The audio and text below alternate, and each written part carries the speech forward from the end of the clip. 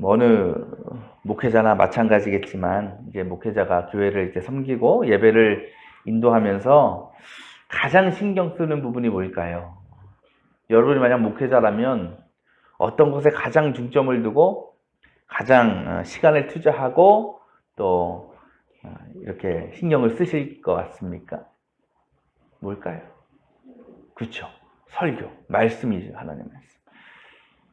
아무리 교회 프로그램이 좋고 교회 시설이 좋고 모든 것이 다 갖추어져 있어도 결국은 성도들을 붙잡고 은혜를 끼치는 것은 하나님의 말씀입니다. 그러니까 목회자를 통해서 전해지는 하나님의 말씀. 그러니까 설교도, 그러니까 설교, 신학교 가면 설교와 과목도 있고요. 설교학에 대한 책도 굉장히 많습니다. 또 이제 저 같은 경우는 이제 인턴 목회를 했으니까 인턴 목회, 뭐 부교육자 생활하면서 이제 그 담임 목사님의 어떤 설교의 뭐 기술이라든지 이런 것들을 많이 배워요. 굉장히 중요한 거죠, 목회자에게 있어서. 저는 신학교에서 가장 중요한 게 이제 목회학, 설교학하고 이제 목회 상담 이런 것들이 중요하다고 생각을 하는데 어쨌든 예배 또 목회는 설교 중심인 거예요. 그러니까 저도 나름대로 그냥 열심히 하고 있습니다. 여러분 어떻게 생각할지 모르겠지만 열심히 하려고 하죠. 하지만 여전히 부족하지요. 그래서 설교를 다 마치고 예배가 끝나고 나면 아쉬울 때도 많아요. 이렇게 그때는 이렇게 설교를 할 걸. 또 이걸 이렇게 말씀드리면 얼마나 좋았을까. 그래서 더 좋은 설교, 여러분이 이해하기 쉽고 또 은혜를 끼친 설교를 하기 위해서 나름 애를 쓰고 있습니다. 근데 아주 가끔은 그럴 때 있어요. 이제 저는 이제 금요일 날 설교를 거의 다 쓰거든요. 이제 저는 토요일 날 일을 하지 않습니다, 거의. 애들하고 놀고 집에서 있지. 그러니까 웬만하면 토요일 날 다 설교를 써놓고 토요일은 이제 정리하고 교회 이제 청소하고 이제 그런 거에 시간을 써요. 그래서 이제 토요일 날 이제 정리를 하면서 읽는단 말이죠. 그지 뭐 오타 같은 거 정리한다거나 뭐 문장 같은 거 정리하는 정도겠죠. 하다 보면 저도 깜짝 놀랄 때가 있어요. 그러니까 설교 준비를 하거나 나중에 읽어보면 웃으시죠? 뭔지 아시겠죠? 왜일까요? 너무 좋은 거야. 내가 설교 썼는데 너무 이거는요 설교 준비할 때부터 이게 파파박 진도가 팍팍 나갑니다. 하나님이 주신 은혜겠죠? 성령의 음성이겠죠? 그래서 야 어떻게 이 구절에서 내가 이런 메시지를 발견할 수 있었지? 어떻게 이런 의미를 내가 캐치할 수 있었지? 하나님 감사합니다. 그러면서 솔직히 설교는 뻔한 내용을 전하는 것보다 그거는 막 숨겨진 하나님의 뜻, 의미를 전달하는 게 중요하거든요. 야 너무 감사한 거예요. 그러면서 여러분 그럴 때는 어떤 생각이 드는지 아세요? 이번 주일에는 다 나오면 좋겠다. 우리 성도들 빠지지 말고 이 기가 막힌 설교 다 들으셨으면 좋겠다. 그래서 내가 받은 은혜를 다 함께 누렸으면 좋겠다 라는 생각을 하게 되는 거예요. 근데 여러분 머피의 법칙이라고 아시죠? 이상해요. 그럴 때면 오셨던 분들도 빠지고 썰렁하더라고요. 물론 그럼에도 오신 분들이 너무 감사하고 그분들에게 말씀을 전할 수 있어 너무 좋지만 마음 한구석에는 이 말씀을 못 오신 분들도 다 들어요. 지금 뭐 그때는 막 이런 인터넷이 없으니까 안 했으니까 안타까운 거예요. 근데 여러분도 이런 것도 있어요. 특히요 그런 마음 들 때 있거든요. 야, 이 설교는 이 사람 꼭 들어야 돼. 누구누구 성도 누구누구 집사 꼭 와서 들어야 돼. 그런 마음이 있거든요. 근데 그 사람만 안 오는 거지. 그 사람만. 그러니까 섭섭하고 좀 안타까운 마음이 인간적인 마음으로 들 수밖에 없어요. 그분은 꼭 오셨어야 되는데. 그렇다고 내가 나중에 그분 혼자 앉혀놓고 할 수 없는 노릇 아닙니까? 우리가 살면서 이런 감정, 이런 기분 느낄 때 있죠. 근데 내가 상대방을 위해서 뭔가 되게 특별하고 좋은 걸 준비했는데 상대방이 그것을 거부해요. 받아들이지 않아요. 인정하지 않아요. 내가 상대방 호의를 베풀면 그걸 참 받아주고 함께 기뻐해주면 얼마나 좋겠어요. 근데 그걸 몰라주고 한마디로 상대방이 내 마음을 알아주지 못하면 우리는 실망하고 섭섭함을 느끼게 됩니다. 오늘 우리가 읽은 말씀에 나오는 예수님의 이 말씀에도 이와 같은 일들로 크게 실망한 한 사람이 등장합니다. 오늘 말씀은 비유의 말씀인데 한 나라의 왕이 혼인잔치를 앞둔 거예요. 아들의 혼인잔치를. 그 이야기를 다루고 있습니다. 당시의 결혼식, 혼인 예식은요, 그 준비와 그 모든 과정이 지금 우리가 하는 그런 결혼 준비와는 많이 다릅니다. 뭐 그럴 수밖에 없고 시대적인 차이가 있으니까. 지금은 어떡합니까? 결혼식을 하게 되면 미리 정하죠. 혼주 쪽에서 장소, 날짜, 뭐 다 정하면 시간 정합니다. 그래서 청첩장을 한 달 전쯤 보내죠. 그래서 보낸 사람들한테 이날 이때에 축하해 주시러 오십시오라는 거예요. 그러면 이제 준비가 끝나는 거죠. 그래서 그 초대장을 받은 사람은 뭐 하면 돼? 그냥 그날 그 시간에 가서 결혼 참석하고 뷔페 먹고 오면 되는 거예요. 근데 그때 당시 예수님 당시에 유대인들의 혼인 예식은 그렇지 않았습니다. 뭐 지금도 그렇지만 그때에도 결혼식 한 사람의 어떤 혼인 예식이라는 것은 개인의 인생과 한 가정에서 일어나는 행사 중에 가장 큰 행사였습니다. 근데 특이한 점은 뭐냐? 손님을 초대할 때에 초대할 사람만 정해놔요. 그리고 언제 결혼식이 일어나는지, 시간이 언제인지, 날짜는 언제인지는 정해주지 않습니다. 알려주지 않는다라는 거예요. 그러니까 쉽게 말하면 청첩장을 보낼 때 뭐만 써 있는 거예요? 누구의 아들 누구의 딸 누가 결혼합니다만 써서 손님들한테 보내는 거예요. 그러니까 뭐가 없어? 시간도 없고 장소도 없고 날짜도 없는 거예요. 왜 그랬을까? 그 당시는요, 혼인잔치는 가장 큰 행사였기 때문에 준비하는 기간이 워낙 오래 걸렸어요. 짧게는 몇 주, 길게는 몇 달까지 걸렸습니다. 때문에 준비하는 입장에서도 정확한 날짜를 맞추기가 힘든 거예요. 그렇다면 언제가 결혼식 하는 날일까요? 다 준비 끝나는 그 다음 날이 되는 거예요. 그러니까 오늘 말씀에는 한 나라의 왕이 아들을 결혼시키잖아요. 한 가정에서 일어나는 결혼 예식도 그렇게 크게 준비하는데 이 왕의 아들의 결혼식은요, 이건 뭐 어마어마한 거겠죠. 수달을 걸려서 준비했을 거예요. 그렇다면 말씀드린 대로 아들의 결혼식 날은 언제다? 모든 준비가 끝난 그 다음 날이 된다는 거죠. 그렇게 해서 모든 준비가 다 끝났습니다. 그럼 어떻게 할까요? 손님들 오게 해야 되잖아요. 어떻게 하느냐? 종들을 그 손님에게 직접 보냅니다. 하인들을 통해서 보내요. 그래서 어떻게 하느냐? 그 손님들을 데리고 오는 거예요. 결혼식 준비가 다 됐습니다. 저와 함께 가시지요? 하고 손님들을 모셔오는 겁니다. 오늘 말씀에 등장하는 이 왕도요, 아마 초청장은 이미 예전에 보냈을 겁니다. 그리고 결혼식 준비가 다 끝나고 나서 하인들을 보내서 손님들을 모시도록 이제 마지막 안내를 하게 된 거죠. 여러분, 이 왕의 기분을 한번 생각해 보세요. 얼마나 설렐까? 얼마나 떨릴까? 그죠? 오랜 기간 동안 준비한 아들의 혼인잔치를 이제는 치르게 된 겁니다. 얼마나 기대가 크고 흥분했겠어요? 뭘 상상했겠습니까? 결혼식 날이 되면 성 안에 사람들을 빽빽 자기 아들의 결혼식을 축하해주기 위해서 모든 사람들이 모여서 기쁨의 축제를 즐기는 모습을 이 아버지가 상상하지 않았겠습니까? 생각만 해도 너무나 기쁜 거예요. 그런데 예상치 못한 상황이 발생한 거예요. 어떤 상황? 자신이 초대한 그 수많은 사람 중에 혼인잔치에 온 사람이 한 명도 없는 겁니다. 수많은 하객들로 인해서 풍악이 시끄럽게 울려야 되고 또 왁자지껄할 소리가 넘쳐야 되는 이 자리가 텅 비어있는 거예요. 왕이 궁금했겠죠. 어떻게 이럴 수 있느냐? 하인들에게 물어봅니다. 왜 어떻게 사람이 하나도 안 왔냐? 그 하인들이 뭐라 그럽니까? 5절에 그 말을 들은 척도 하지 않고 저마다 제 갈 곳으로 떠나갔다. 한 사람은 자기 밭으로 가고 한 사람은 장사하러 갔다라는 거예요. 손님을 데려갔더니 뭐하고 있어? 아우, 나 바빠. 나 일하러 가야 돼. 나 돈 벌러 가야 돼. 그래 뿔뿔이 터져버린 거예요. 또 어떤 사람 뭐 했다고? 하인들을 붙잡아서 모욕하고 죽이기까지 했다는 거죠. 그러니까 저마다 이 핑계, 저 핑계 다 대면서 혼인잔치의 초대를 거절한 겁니다. 이 모든 이야기를 들은 왕이 어떻게 했습니까? 화가 나지요. 그래서 어떻게 했다 그래요?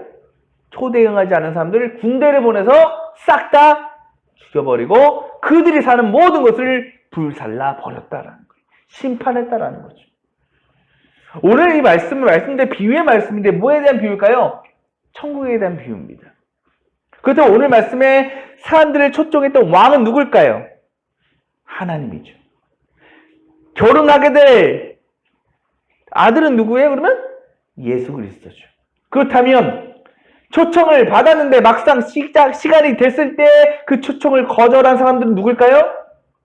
유대인들이었어요.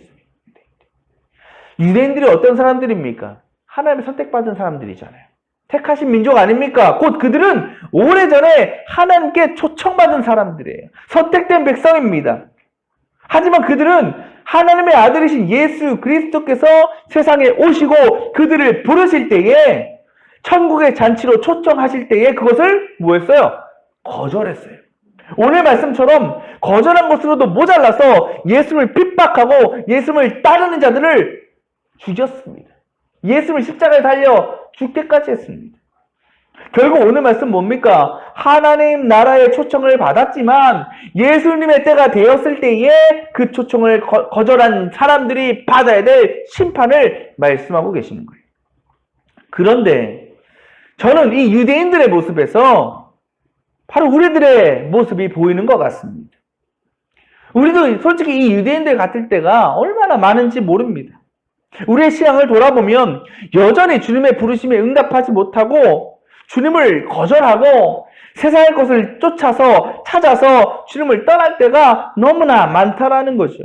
하나님은 믿었지만 예수 그리스도를 인정하지 않은 유대인들의 모습이나 예수를 믿는 그리스도인이라고 하면서도 예수의 길을 따르지 않고 세상의 길로 세상의 방법대로 살려고 하는 우리들의 모습이나 다르지 않다라는 겁니다. 근데 여러분 잘 생각해 보세요. 우리가 생각해 보면 이 왕의 초청을 거부한 그 사람들의 행동이 그러니까 죽이 그거 말고 그 앞에 나타나는 행동들이 어때요? 나쁩니까? 뭐라고 기록됐어요? 정확하게 저마다 제 갈 곳으로 떠나 뭐하러? 자기 밭으로 일하러 가고 또 장사하러 갔다라는 거예요. 돈 벌러 갔다라는 겁니다. 그러니까 사업이 분주했던 거예요. 할 일이 많았던 거예요. 이 사람들이 뭐 술 먹고 놀려고 간 게 아니고요. 도박이나 하려고 간 게 아니고요. 자기 일 하느라고 혼인잔치에 참석하지 못했다라는 거예요. 자기 일이 있었으니까. 어떻게 보면 초청을 거절할 만한 이유가 돼요, 안 돼요? 된다고 생각이 되죠. 얼마나 바빴으면 못 갈까? 얼마나 할 일이 많았으면 왕의 초청까지 거절했을까? 근데 문제는 뭐냐? 그럼에도 임금은 그들을 뭐 했어요? 심판했다라는 거예요. 왜 그럴까? 일터에 나간 게 죄일까? 농사를 지으러 간 것이 죄일까? 그게 악한 것일까? 아니라는 거예요. 왕의 기준으로 볼 때 그들을 심판한 기준은 오직 한 가지예요. 뭐? 초대에 응하지 않았다는 거죠. 오지 않았다는 거예요. 그 기쁨의 잔치를 거절했다라는 것, 그것 하나입니다. 임금의 입장에서 보면 그들이 일을 하고 갔건 농사를 지으러 갔건 뭐 가축 사료를 사러 갔건 그건 중요해 안 중요해? 중요하지 않았다라는 거예요. 요즘 말로 하면 이런 것들이죠. 좋은 일을 하려고 갈 수도 있어. 요즘으로 뭐 어디 봉사활동 하러 갔을 수도 있고 어디 어려운 사람 도우러 갈 수도 있단 말이에요. 하지만 그거는 임금의 입장에서 중요해 안 중요해? 중요하지 않아. 왜? 결국은 뭐만 중요한 거니까. 초청을 따르느냐 거절했느냐만 보는 거예요. 임금. 아무리 세상적으로 좋은 일을 했어도 초청에 응하지 않았다면 그 왕은 그들을 심판했을 것이다라는 거죠. 유대인들은요 뭘 지킵니까? 율법을 철저히 지켰죠? 생각해보세요 여러분. 그것만 봐도 우리 알 수 있어요. 율법 좋아요 나빠요? 좋아요. 율법 내용만 보면 얼마나 선합니까? 얼마나 거룩합니까? 그거 열심히 지키는 게 뭐가 나빠요? 그들만큼 외형적으로 볼 때 착하고 선한 사람이 어디 있겠습니까? 그렇게 볼 때 그들은 굉장히 도덕적이고 윤리적인 사람들이죠. 그들이 보이는 행위는 다 좋아요. 하지만 아무리 선한 일을 많이 하고 도덕적으로 깨끗한 그들이었다 하더라도 결국은 뭐해? 심판당했다. 멸망받았다라는 거예요. 왜? 예수님을 믿지 않았기 때문에. 예수 그리스도를 인정하지 않았기 때문에. 결국 그들의 심판받은 이유는 이거예요. 제가 오늘 설교 제목에는 그냥 있어 보이려고 영어로 써놨지만 좋은 거 선택했어. 그죠? 많은 좋은 거 선택했어요. 하지만 가장 중요한 것, 가장 좋은 것, 가장 최고의 것은 그들이 버렸다라는 거예요. 우리가 노아의 방주 얘기 아시잖아요. 노아가 하나님께서 심판을 예언하신 다음에 노아에게 방주 만들라 하시죠. 근데 노아가 사람들에게 알렸습니까? 안 알렸습니까? 알렸어요. 비 옵니다. 홍수 납니다. 여러분 다 배로 대피해야 됩니다. 그래 여러분 삽니다. 여러분 죽지 않습니다. 그들이 어떡합니까? 다 거절했죠. 거절할 때의 그 모습을 마태복음에서 뭐라고 기록했냐? 먹고 마시고 장가가고 시집갔다 그랬어요. 그거 하느라고 그들이 들어가지 않았다라고 그랬습니다. 여러분 먹고 마시는 것, 장가 시집가는 것 이것만큼 좋은 거 어디 있어요? 이것만큼 우리에게 기쁜 일이 어디 있습니까? 그죠? 그런데 그 모든 세상적인 즐거움을 하느라고 결국은 뭘 잃은 거예요? 생명을 잃었다라는 거예요. 좋은 거 찾아가느라 가장 중요하고 가장 소중하고 가장 은혜로운 것들을 놓쳐버렸다. 그것이 결국 그들을 물의 심판을 받게 했다라는 거죠. 우리가 그리스도인으로서 신앙생활, 믿음생활 소홀해질 때가 있습니다. 때로 예배 빠질 때도 있고 기도하지 못할 때 또 헌신하지 못할 때 있습니다. 또 삶 가운데서도 우리가 하나님 뜻, 예수님의 뜻 가운데서 갈등하다가 또 내 뜻 가운데 갈등하다가 결국은 예수님 뜻 버리고 하나님 뜻 버리고 내 기준과 내 뜻 택하며 살 때가 많이 있습니다. 그런데 여러분 다 이유가 있죠. 다 각자의 이유가 있는 거예요. 하나님께 나오지 못하는 이유, 내 뜻을 선택할 수밖에 없는 이유가 있다라는 거죠. 근데 생각해보면 그런 것들이 악하다고 할 수 없어요. 인간적으로 생각하면 다 나에게 좋다고 생각하니까 그렇게 선택을 하는 거 아니겠습니까? 그럴 수밖에 없는 이유도 생길 수가 있지요. 하지만 분명한 것은 여러분, 그러한 모습은요, 오늘 말씀에 자신이 해야 할 중요한 일을 하느라고 임금이 마련한 혼인잔치에 참여하지 못하고 심판받은 사람들과 다르지 않다라는 거예요. 제가 나름 설교 준비 열심히 하고 야 이건 끝내주는 설교다 준비했지만 여러 가지로 이유로 참석하지 못한 성도님들 이해는 하지요. 아 바빴구나. 할 일이 많았구나. 하지만 그래도 제 마음은 어때요? 섭섭하죠? 안타까운 거예요. 마찬가지 하나님은 더하지 않겠어요? 하나님은요 우리를 위해서 날마다 최고의 것을 준비해주고 계시는데 날마다 우리를 최고의 은혜의 자리로 초청하시는데 우리가 그 부르심에 응하지 않고 그래서 내 눈앞에 당장 나에게 좋고 즐거워 보이는 것만을 따라가면 그래서 주님이 준비하신 가장 좋은 은혜와 최고의 기쁨을 누리지 못한다면 하나님은 그런 우리를 보시고 얼마나 안타깝고 마음이 아프시겠냐는 거예요. 여러분 지금도 주님은 늘 우리를 초청하셔요. 예배의 자리로 기도의 자리로, 섬김의 자리로, 헌신의 자리로 우리를 부르시고 계십니다. 그곳이 어디입니까?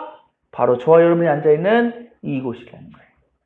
오늘 이 자리에 함께 하신 모든 분들은요, 그 주님의 초청에 응답하신 분인 줄 믿습니다. 그렇게 볼 때 우리는 이미 오늘 주님께서 여러분을 위해 준비해 놓으신 최고의 은혜, 최고의 복을 받은 사람인 줄 믿습니다. 하지만 단지 예배의 자리만이 주님이 부르시는 은혜의 자리가 아닙니다.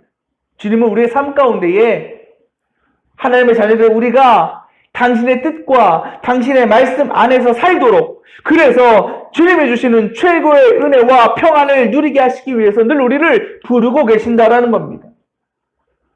사탄은요 우리를 유혹해요. 하나님으로부터 우리를 멀어지게 만들기 위해서 시험합니다. 그런데 사탄이 우리를 유혹하고 시험하는 방법 중 가장 좋은 게 뭔지 아십니까? 좋은 것으로 우리를 유혹한다라는 거예요. 좋은 것으로. 좋아 보이는 것으로. 우리는 좋은 것을 딱 갖다 놔. 야 이거 얼마나 좋냐. 이거 가져. 이거 누려. 넘어가요. 우리는 뭘 놓쳐요? 가장 좋은 걸 놓치는 거예요. 최고의 것, 하나님의 은혜, 구원의 기쁨, 구원의 감격을 빼앗아 버리는 겁니다. 우리 자신 한번 돌아보시길 바랍니다.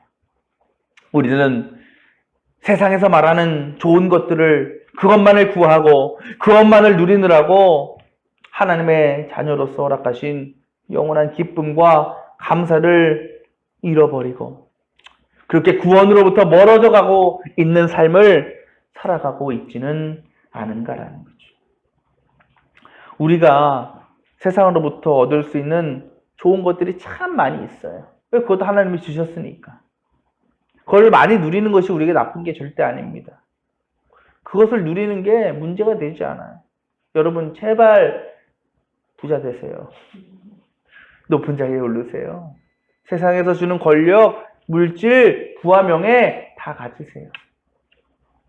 하지만 그것 때문에, 그 일로 인해서 우리가 주 앞에 나아갈 수 없다면, 예배할 수 없다면, 주님 말씀에 순종하는 삶을 살게 되지 못한다면 우린 그거를 과감하게 내려놓을 수 있어야 되는 거예요.